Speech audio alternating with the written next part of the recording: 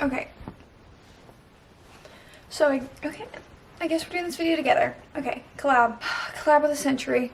Okay. My personal space is never my personal space. Let's just get that straight. Hello everybody, welcome to another video. It is mid-November and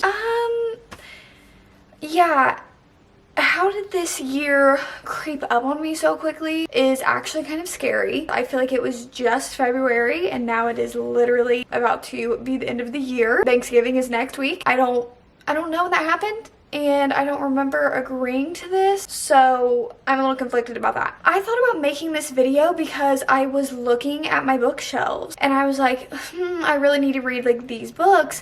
And I was like, wow, okay, let's talk about the books that I need to read by the end of the year. And I say need very loosely, that I would like to read by the end of the year. I'm gonna kind of take you guys through the books that are kind of at the top of what I would like to get through for the rest of the year. Definitely not going to read all of these by the end of the year, but it's a nice thought. I really need to finish A Court of Silver Flames because I'm like this far into it. I've been slowly getting through this book for a little bit because I'm just gonna be so open and honest that Nesta is not my favorite character of the whole entire series. So this book has been just harder to get through than others, and it's not that I'm not enjoying it. It's just that with the other books being so long, I think this one's the longest though, with the other books being so long, I didn't even really feel like they were so long because I was so enthralled into the story because I loved the characters so much. And it's like surrounding the same characters, but it's just really focusing on like Nesta and her love interest, because I'm not spoiling anything over here. I'm not saying, oh, I hate Nesta. It's just that she's not a favorite character of mine, so it's very hard to like read a book. But when I am reading it, I am enjoying myself because like, of course, I love the world that we're living in, but it's just been taking me a little bit, and I would love to honestly get this read by the end of this month. Like that would be amazing if I could do that. Destiny, like, can we get that done? Okay, on the same note, I would love to start the Throne of Glass series before the end of the year because I've been kind of wanting to dabble into Sarah J Maas's other series. Unpopular opinion maybe, but I am definitely going to start with Assassin's Blade first, just because I have heard that it is a prequel, so you kind of learn about the characters, or maybe just this character and her backstory, which I know some people say read it after this book, read it after. Listen, I feel that I need as much backstory going into something as I can, and I definitely want to read Assassin's Blade before, just so I know of like her life, her everything before getting into this book, because I feel I have read 7 chapters of this book, I think, and it's just a little bit like you don't really know what's going on with her. So I've read a few chapters of this book and I decided to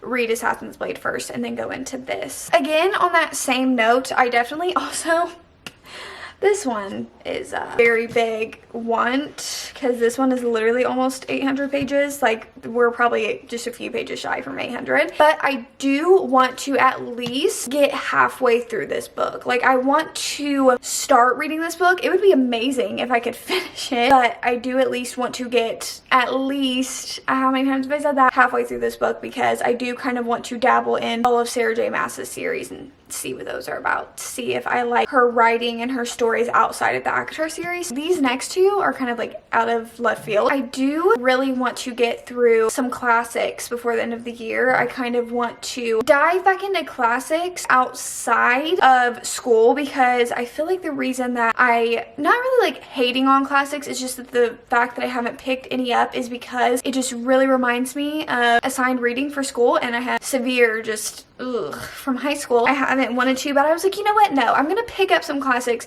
that I feel that I would enjoy story-wise, not because I want to feel like an intellectual and say that I've read like, I don't know, War and Peace. Like, I don't know. Like, I mean, I'm sure that I will read War and Peace at some point. So the two that I have picked up to read is, first of all, Sense and Sensibility, because I literally hear this so many times in movies, literature, just like so many books. Like, you hear about Sense and Sensibility by Jane Austen, and you know Jane Austen. She's a queen. The signature classics, and so hopefully this is kind of a little bit more modernized writing, because I did get kind of almost like the original format of the book for Pride and Prejudice. So I couldn't read that, so I actually also did pick up the same copy of Pride and Prejudice, like as this one is, which also these covers are beautiful. Like, I want to just shelf them like this because, you know, this isn't as pretty. These are very beautiful. I really want to read these two before the end of the year. Next is the Atlas Paradox, because I did read the Atlas 6 last year. And I'm just gonna be honest, I was not the biggest fan of the Atlas 6, but that was also before I even really got into any fantasy. So I was a little bit, I feel like that book is like magical realism, kind of, you know, you're kind of getting into fantasy there. I definitely wouldn't recommend the Atlas 6 for like somebody just getting into fantasy. I did feel like the world was a little bit complicated and like the magic was a little bit complicated. You grow as a reader, so I don't know if I would still feel that way. But I did pick this up because, you know, I gotta finish it. It's a duology. I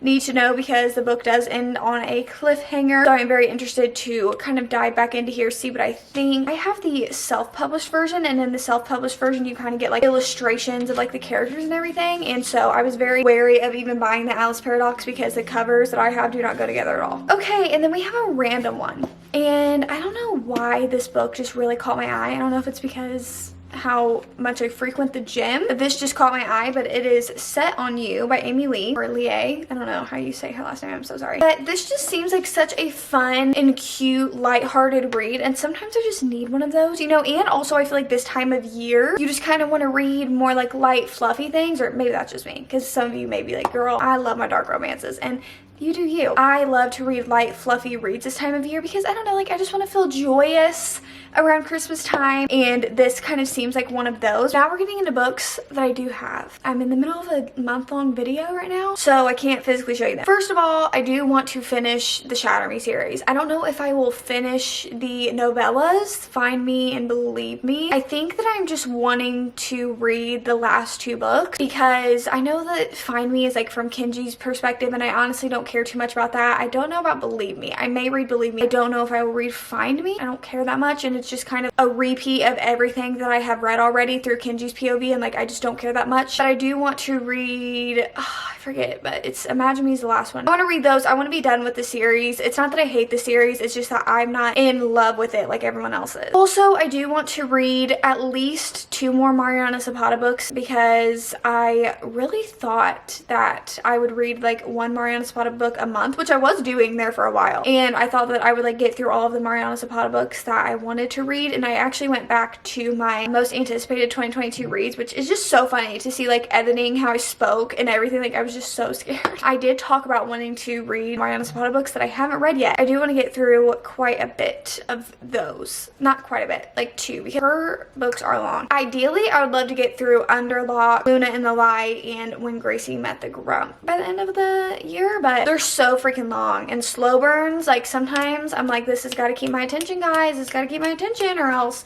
it's a no for me. Anyway, guys, I think that is really like it for the majority of the books that I want to read by the end of the year. Tell me what's on your guys' end of the year TBR. I am very excited to hear about it. Can we all believe that it is already middle of November? Where's the time going? Because I feel like, I don't even know, I'm lost for words over it. But I hope you guys enjoyed this video. If you guys did, like, comment, subscribe, all that YouTube stuff that you guys know how to do. And I am planning a little cute giveaway for 90K because we are very, very close to 90,000, and I have been planning what I want to do for a 90K giveaway and for a 100K giveaway because I feel like they are both very big milestones. So let me know down below like what you guys think would be cool for a giveaway idea, because I have some brewing, but obviously it is giving away to you guys, so I would love to hear feedback on that from you guys. With that being said, I will see you guys when I see ya. Peace.